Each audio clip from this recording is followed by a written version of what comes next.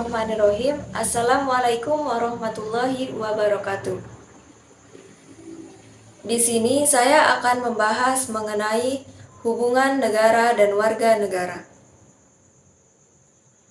Pertama, saya akan membahas mengenai pengertian negara. Negara merupakan sebuah organisasi yang terdiri dari beberapa kelompok manusia yang mendiami suatu negara dan mengetahui adanya pemerintahan yang mengatur tata tertib dan keselamatan kelompok tersebut.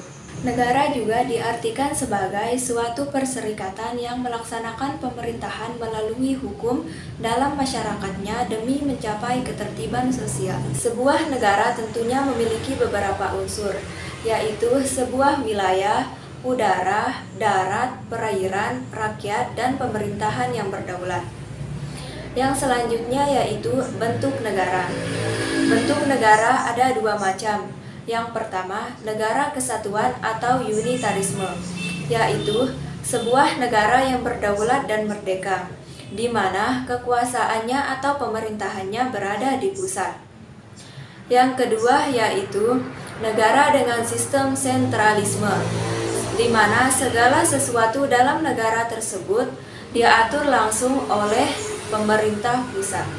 Selanjutnya, bentuk kenegaraan. Bentuk kenegaraan ada tiga. Yang pertama, negara dominion.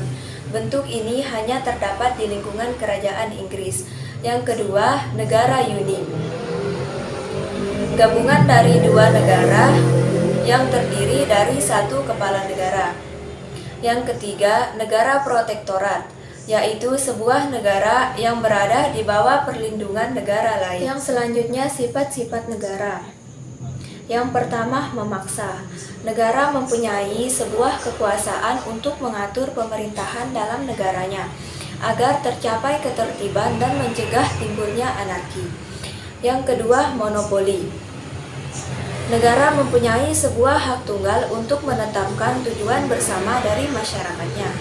Yang ketiga, sifat mencakup semuanya. Semua perundang-undangan yang terdapat dalam negara tersebut berlaku bagi setiap orang tanpa terkecuali. Selanjutnya, pengertian warga negara. Warga negara adalah orang yang tinggal di dalam sebuah negara dan mengakui peraturan-peraturan yang terdapat di dalam negara tersebut. Warga negara Indonesia telah diatur dalam pasal 26 Undang-Undang Dasar 1945 yang berbunyi, orang-orang bangsa Indonesia asli dan bangsa lain yang disahkan oleh undang-undang sebagai warga negara. Dan kewarganegaraan Republik Indonesia diatur dalam Undang-Undang Nomor 12 Tahun 2006 tentang Kewarganegaraan Republik Indonesia. Selanjutnya, pengertian hak dan kewajiban.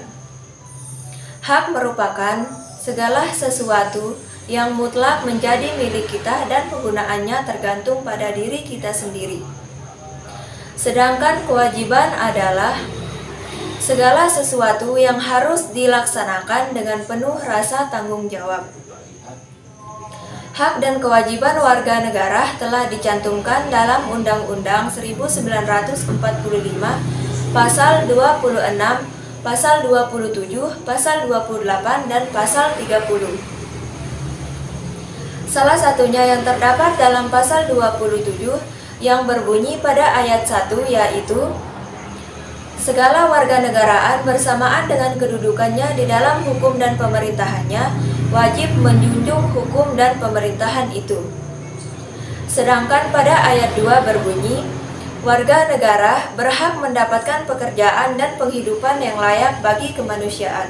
Selanjutnya, mengenai hubungan antara negara dan warga negara. Hubungan antara warga negara dan negara identik dengan adanya hak dan kewajiban antara warga negara dengan negaranya ataupun sebaliknya. Negara memiliki kewajiban untuk memberikan keamanan, kesejahteraan, dan perlindungan terhadap warga negaranya. Begitupun sebaliknya, warga negara wajib ikut serta dalam membela negara dan berhak mendapat perlindungan dari negaranya. Ada beberapa teori mengenai hubungan negara dan warga negara. Yang pertama, teori Marxis. Menurut teori Marxis, negara hanyalah sebuah panitia yang mengelola kepentingan kaum borjuis. sehingga pada kenyataannya negara tidak memiliki kekuasaan yang nyata. Sedangkan menurut teori pluralis, negara adalah alat dari masyarakatnya sebagai kekuatan eksternal dalam mengatur negaranya. Kemudian menurut teori organis, negara bukan merupakan alat dari masyarakatnya, akan tetapi merupakan alat dari dirinya sendiri. Negara mempunyai misi, yaitu misi sejarah dalam mengembangkan masyarakat yang lebih baik. Kemudian teori yang terakhir yaitu teori elit kekuasaan. Teori ini muncul sebagai bentuk kritik dari teori pluralis. Menurut teori ini, meskipun negara mempunyai beberapa kelompok masyarakat, akan tetapi kelompok elit penguasa itu hanya datang dari beberapa kelompok tertentu. Selanjutnya mengenai asas hubungan negara dan warga negara. Asas hubungan negara dan warga negara ada dua macam, yaitu asas demokrasi dan asas kekeluargaan. Asas demokrasi meliputi Pancasila, pembukaan Undang-Undang Dasar 1945, alinea ketiga dan keempat. Kemudian Undang-Undang Dasar 1945, dan yang terakhir Pasal 33 Undang-Undang Dasar 1945.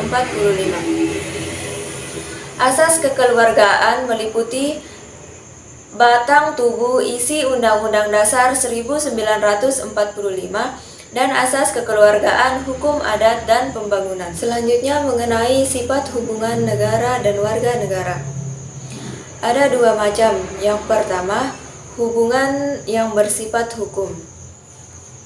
Hubungan yang bersifat hukum yang sederajat dan timbal balik adalah harus sesuai dengan elemen dan ciri-ciri hukum Pancasila yang ada di Indonesia. Yang kedua, hubungan yang bersifat politik.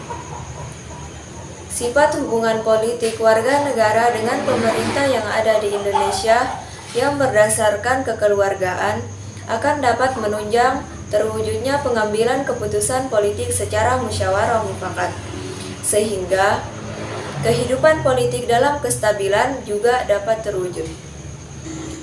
Selanjutnya mengenai wujud hubungan warga negara dan negara. Yang pertama, peran pasif, yaitu merupakan kepatuhan terhadap perundang-undangan yang berlaku dalam negara tersebut. Yang kedua, peran aktif, yaitu aktivitas warga negara ikut serta dalam mengambil keputusan dalam kehidupan berbangsa dan bernegara.